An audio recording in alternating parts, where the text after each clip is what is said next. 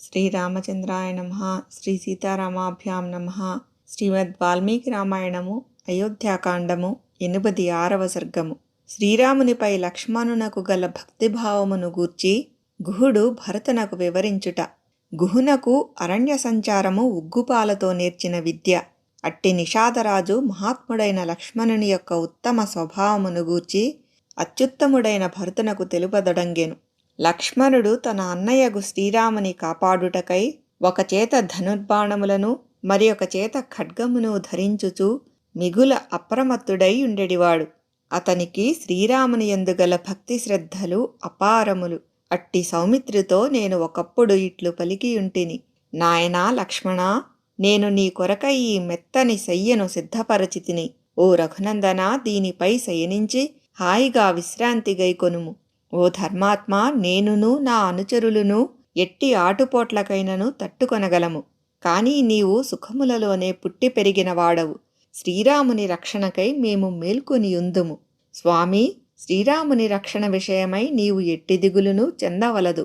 ఈ జగత్తులో నాకు శ్రీరాముని కంటే ప్రియమైన వాడు మరి ఒకడు లేనేలేడు. నా మాట ముమ్మాటికిని సత్యము. శ్రీరాముని అనుగ్రహము వలన ఈ లోకమున నాకు కీర్తి ప్రతిష్టలును ఐహికములైన ధర్మార్థకామలాభములును మోక్షప్రాప్తియు కలుగునని ఆశించుచున్నాను. అట్టి నేను ధనుర్బాణములను ధరించిన వాడై నా అనుచరులందరితో గూడి నాకు ప్రియమిత్రుడును సీతాదేవితో గూడి శయనించియున్నవాడును అగు ఆ రామచంద్రుని అన్ని విధములుగా రక్షించుచుండెదను. ఈ పరిసర అరణ్యములలో నేనెల్లప్పుడూ సంచరించుచుందును. కనుక ఈ అడవిదారులన్నీయును నాకు కుట్టిన పిండి. యుద్ధమే తటస్థించినచో చతురంగబలములను సైతము ఒక్కుమ్మడిగా మేము ఎదుర్కొనగలము. నేను ఇట్లు పలికిన పిమ్మట మహాత్ముడును ధర్మనిరతుడును అయిన లక్ష్మణుడు మాకందరికినీ నచ్చజెప్పుచు మాతో ఇట్లు నుడివెను. ఓ నిషాదరాజా, సీతాదేవితో గూడి శ్రీరాముడు నేలపై శయనించియుండగా నాకు నిద్ర ఎట్లు వచ్చును? అన్నపానాదులు ఎట్లు రుచించును? సుఖభోగముల ఆలోచనలు సైతము ఎట్లు కల్గును? ఓ గుహుడా, దేవాసురులు అందరూ కలసి వచ్చినను యుద్ధమున శ్రీరాముని ఎదుర్కొనజాలరు. అట్టి మహావీరుడు సీతాదేవితో గూడి తృణశయ్యపై పరుండియున్నాడు చూడుము.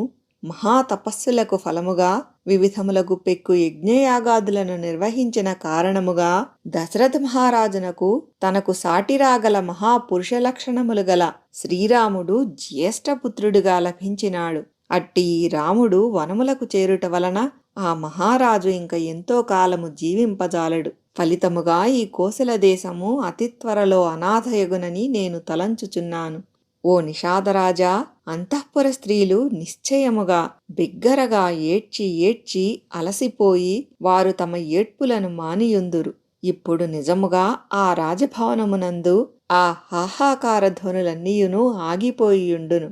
దశరథ మహారాజు, కౌసల్యామాతయు, మా తల్లి అయిన సుమిత్రాదేవియు ఈ రాత్రి వరకైనను జీవించియుందురో లేదో నేను చెప్పజాలను.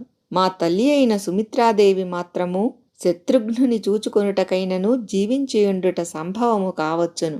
కాని వీరమాత అయిన కౌసల్యాదేవి మాత్రము పుత్రశోకముతో కృశించి కృశించి తనూ చాలించుట తథ్యము.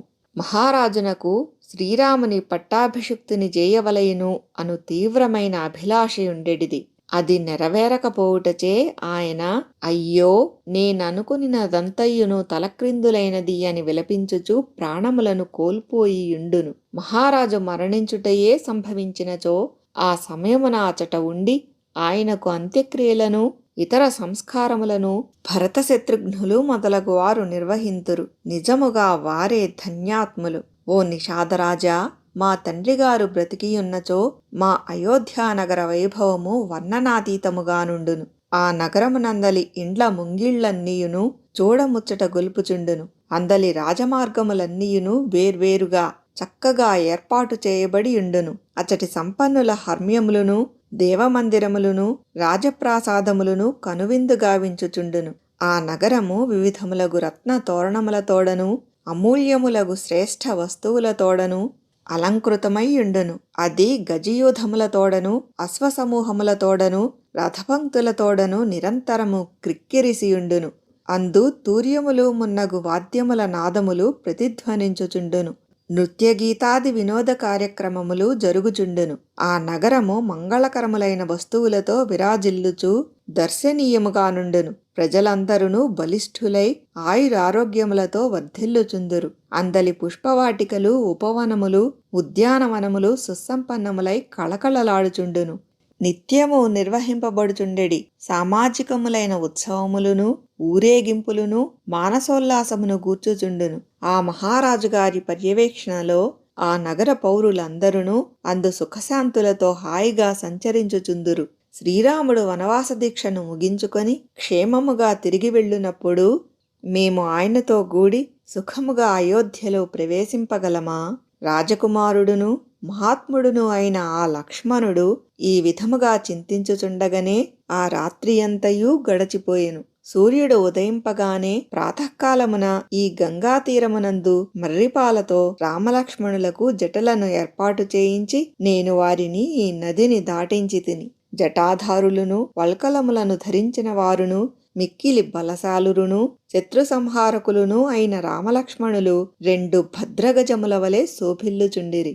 పిమ్మట మేలైన ధనుర్బాణములను, ఖడ్గములను ధరించి సీతాదేవితో గూడి వారు సావధానముగా ముందునకు సాగిరి. వాల్మీకి మహర్షి విరచితమై ఆదికావ్యమైన శ్రీమద్ రామాయణమునందలి అయోధ్యాకాండమునందు 86వ సర్గము సమాప్తము.